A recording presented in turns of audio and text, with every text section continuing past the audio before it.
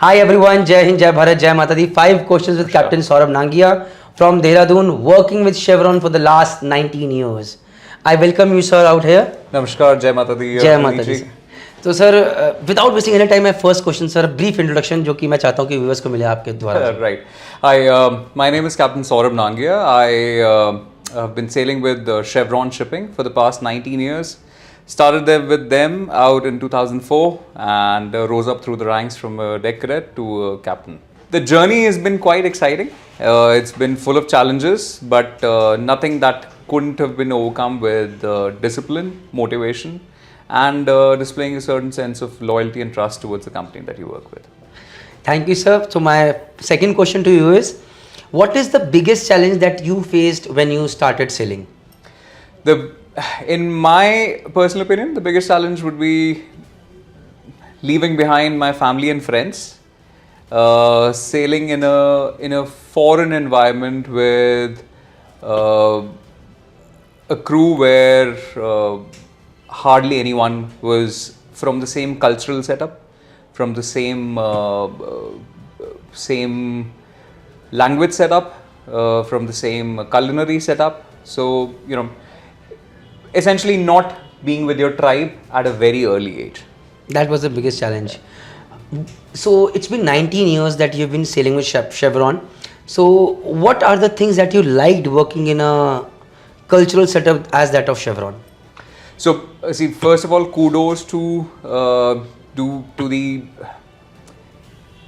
the environment that Chevron as a company promotes on board, which is that you cater to diversity. You essentially are, you're one team amongst various people from various nationalities, various walks of life, various kind of experiences, and I can say I've been fortunate enough to be born and brought up in that setup, and my mind groomed in a certain way that you need to adapt and you need to cater to a varied, a diverse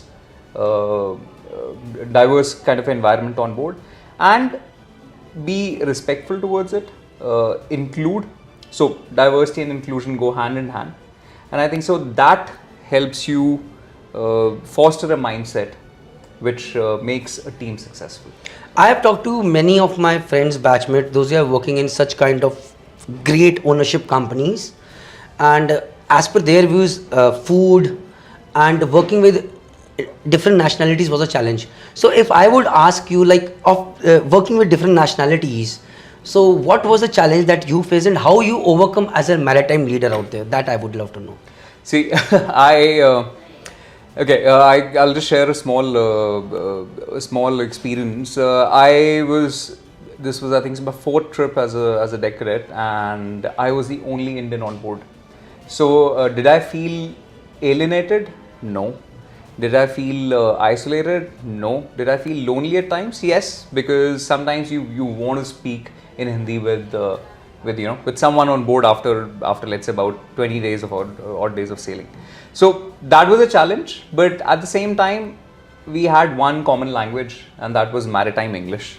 So I think so that helped, and that helped foster a bond on board, and that it was smooth seas. So now you are a captain. What do you do to make sure when these young cadets come out there, or these engineers, so that they do not feel alienated? Any special steps, or there is just a common thing happening in the whole company all the time? So I very strongly believe in a motto, which is work time is work time, play time is play time. So when it's work time, essentially, be it 8 to 5, be it 6 to 6, whatever format you're working on the ship, that is your work time. You are in a strict professional setup. You cater to your professional bonds as you're supposed to. But come meal times, come mess time, come bar time, I am Saurabh, a fellow, could be a cadet, could be a person from the other department, could be a junior engineer, could be a junior officer, could be a senior engineer, could be a senior officer.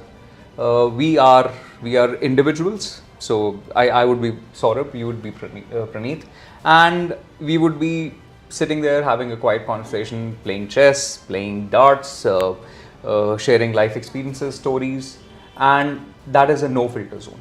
Okay. So I think so. This helps foster a strong sense of psychological safety on board, which in turn helps you form a strong team. So that is my personal belief. I always believed it, believed in it coming up through the ranks, and fortunately enough, Jai Mata Di, I'm now at a stage where I can sort of do things or formulate cultures on board which cater to my beliefs. Great. My last question, and we'll end the session. I know you have a very busy schedule, and that is my personal question. That generally, I was always of a belief that if you join companies like I have also worked in an ownership company, BP Shipping, where the promotions are damn slow, and I was often of a belief that good ownership companies, all their own salaries, very slow promotions. Then I met you, and I realized no, they are not as slow as possible, as slow. So I just wanted to know from you, sailing on good ownership companies, getting faster promotions, is it true or is it a myth? So, Praneeth, I would slightly mold the question. Yes. I wouldn't call it faster or slower promotions. I would call them promotions at the right time. Now, there are checks and balances in place to sort of put a person in charge of a particular department or a particular vessel, or essentially there are certain qualities that in my belief ownership format companies are looking at prior to giving you the help. First and foremost, make sure you complete your own requirements, which is getting your licenses, getting the required number of promotables, building a good rapport with the company, understanding and believing in the company policies that you're working with. Okay. The second step is patiently waiting, but at the same time being inquisitive that when am I going to make the jump, right? So that helps. That also keeps the chain of communication alive between you and the home office. That keeps a sense of a different relationship between you and the home office, or ultimately the HR department who's going to decide or push your case. That has helped me. It'd be worthy to say that 4 of us got selected in 2004 out of a total 945 candidates, and 3 of us have been sailing as master mariners since the past 2 years or near. The 4th one is also going to be knocking on the doors very, very soon. So, were we lucky? Certainly yes. Was hard work involved? Certainly yes. Was discipline involved? Certainly yes. Was loyalty involved? 100% yes. And were we fast or slow?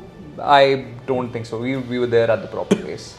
Everything happens in its own due course, but you got to keep putting in your efforts. Sorry, that had to be my last question, but you just put in one thing, and I really need to know, especially for those people who want to join those good shipping companies out there. How do you maintain a good rapport with the company? When you're on ship, say you're a second mate, a third mate, you can make a good rapport with the captain. He can see your work. Maybe chief mate, maybe second engine in the engine side, or a chief engineer. But how do you make a good rapport with the company such that they also see your work, and when the promotion strike, you are there knocking at the right opportunity, you get that promotion? Right. So nothing travels faster than word of mouth. You perform well. You perform well consistently. People have a same general idea, general consensus about you, and that travels at an informal dinner or over an informal drink in the bar with one of your superintendents. A name gets mentioned. You pass on a general statement. That's how reputation travels. So that's how I believe in the long term you build a good reputation, that you consistently deliver good performance. Sorry, I had to end this here, but No, please go this ahead. is important for these kids out there where I feel I am not very clear. Maybe I will not be able to answer those things very well to them later on. So my thing is, nothing travels faster than good word of mouth. Point well taken. Maybe copy and maybe paste it somewhere in my lines as well later on in some of the articles. But putting in consistent efforts, making sure that your hard work is there. But was there anything else involved apart from hard work and inquisitiveness to learn, such that there was a consistent level of positive word of mouth happening all the time? Any other thing that you feel these people need to know? Certainly, discipline, maintaining a good relationship with people on board, understanding their perspective prior to putting your own. So, I mean, you mentioned the word being inquisitive. Being inquisitive helps you listen more and speak less. मैं बहुत उल्टा करता हूँ. Speak So, more, listen less. no. I mean, and again, to each his own. Everybody has their own format But I of agree. learning. So, my sincere advice to all the young folks joining or willing to join the Merchant Navy is, once you've made up your mind, if you want to see through that you gain success in your career, is when you go on board, show that you're willing to learn, show that you're willing to go the extra mile to put in the effort, be it your off time, be it your work time, to understand that how people who are in this field, who are successful, like Praneet ji, God, Jai Mata Di, sir, please take your words back. अभी तो बहुत मेहनत करनी है. that what did they do and learn. People read books. I'm not a big fan of reading, but I like to learn from people's life experiences, and I think that has helped me immensely. With this, guys, all I want to say is this video will be posted on YouTube, and if you have got any comments, please make sure that you put across in the comment section. And if there is any good question coming out there, I make sure I'll be again talking to Captain Saurabh Nangia and maybe making a special video or getting an answer from him and putting it out there. With this, thank you, sir, for joining us. Thank you very much. Praneet Jai ji. Hind, Jai Bharat, Jai Mata Di. Jai Mata Di.